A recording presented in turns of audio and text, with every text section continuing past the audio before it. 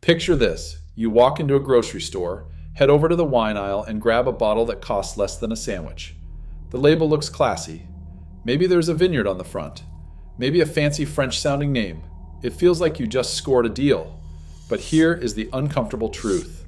Most wine companies would rather you never think about. The American wine industry is not doing great right now. Sales dropped sharply in recent years, consumption has been falling for several consecutive seasons, and industry reports warn that wine producers are facing serious long-term challenges. Companies often blame changing tastes, younger drinkers choosing cocktails, or health trends. But behind the scenes, critics say something else has been going on for decades. Many mass-market wine brands have been cutting corners. Independent testing, lawsuits, and investigative reports have raised uncomfortable questions about contaminants, labeling practices, and the heavy industrial processing behind some of the cheapest bottles on the shelf. Today, we are taking a closer look at several major wine brands that have been caught up in controversy, lawsuits, or criticism over their production practices. These are companies owned by huge corporations worth billions of dollars. Yet many critics argue the wines themselves are engineered more like processed food than traditional vineyard products. Let's start with a brand almost every American has seen in a grocery store: Cupcake Vineyards. On the surface, Cupcake looks playful and approachable, with bright labels, friendly branding, and bottles priced perfectly for casual shoppers. But the company is owned by the Wine Group, one of the largest wine producers in the world. In 2015, Cupcake wines were among dozens of brands named in a class action lawsuit alleging elevated levels of arsenic in certain California wines. Independent laboratory testing conducted for the investigation reported that multiple wines contained arsenic levels higher than the limits typically allowed in drinking water. Now, to be clear, wine regulations differ from drinking water regulations, and the lawsuit was ultimately dismissed on legal grounds. Still, the case sparked widespread debate among consumer advocates. One issue raised during the controversy was that, unlike bottled water, there is no strict federal arsenic limit specifically set for wine in the United States. That regulatory gap made it difficult to determine exactly what counts as too much. The lawsuit also raised another point about large wine brands: consistency. Some industry insiders say wines like Cupcake are designed not to represent a specific vineyard or region, but to deliver the same flavor profile year after year, regardless of where the grapes actually come from. Critics argue that approach turns wine into a manufactured beverage rather than an agricultural product. Next up is one of the most recognizable names in budget wine: Sutter Home. This brand has been around for decades, and it famously helped popularize white Zinfandel in the United States back in the 1970s. Today, it is owned by Trinchero Family Estates. Sutter Home was also named in the same 2015 arsenic lawsuit, with several of its wines listed among those tested.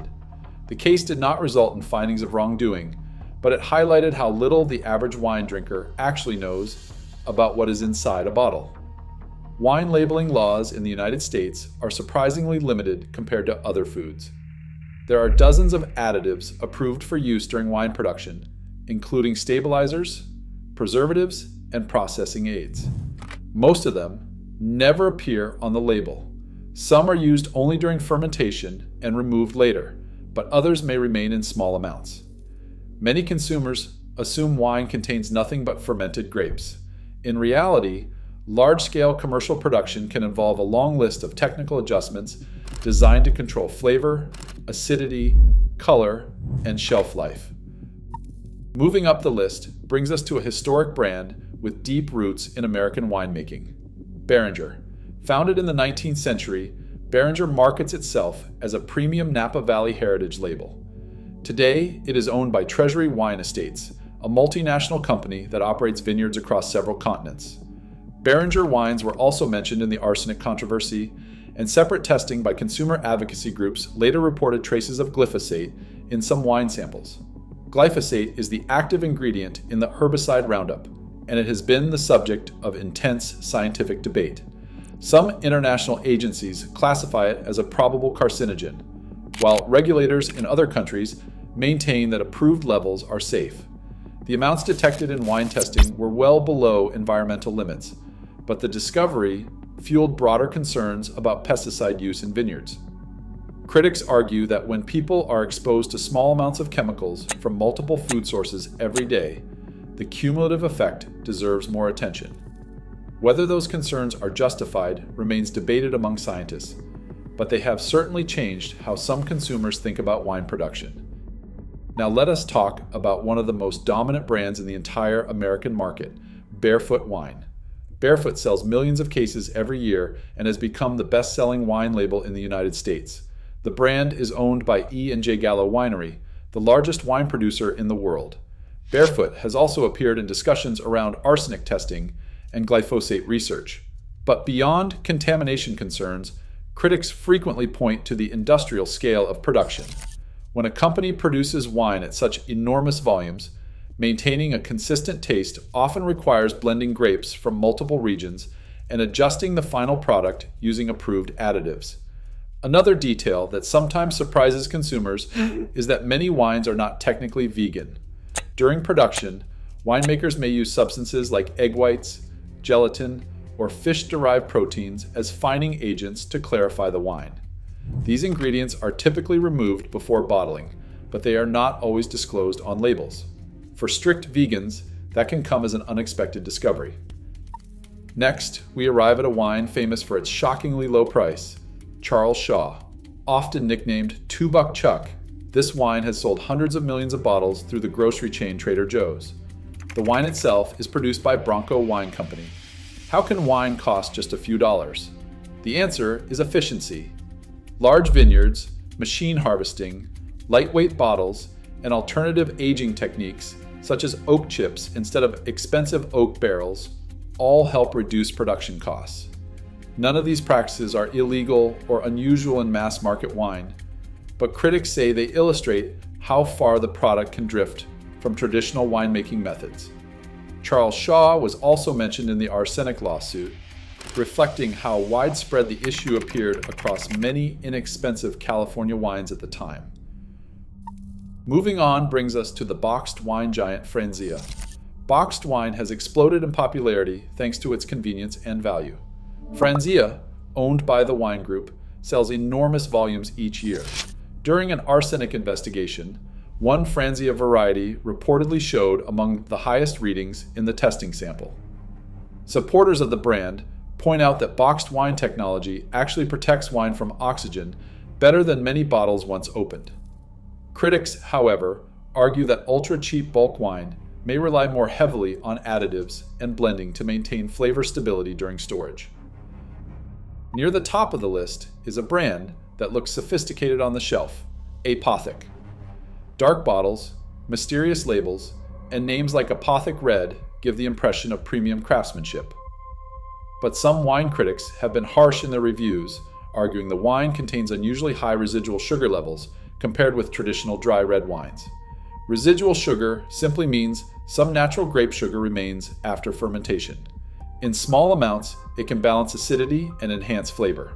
In larger amounts, it can make wine taste noticeably sweeter. Critics say certain mass-market wines rely on sweetness to appeal to consumers who may not typically drink dry wines. Because United States wine labels rarely disclose sugar content, shoppers often have no idea how sweet a wine actually is before buying it. Finally, we reach one of the most globally recognized brands in the wine aisle, Yellowtail. Produced by Casella Family Brands, Yellowtail became a worldwide success by creating wines specifically designed for the American palate.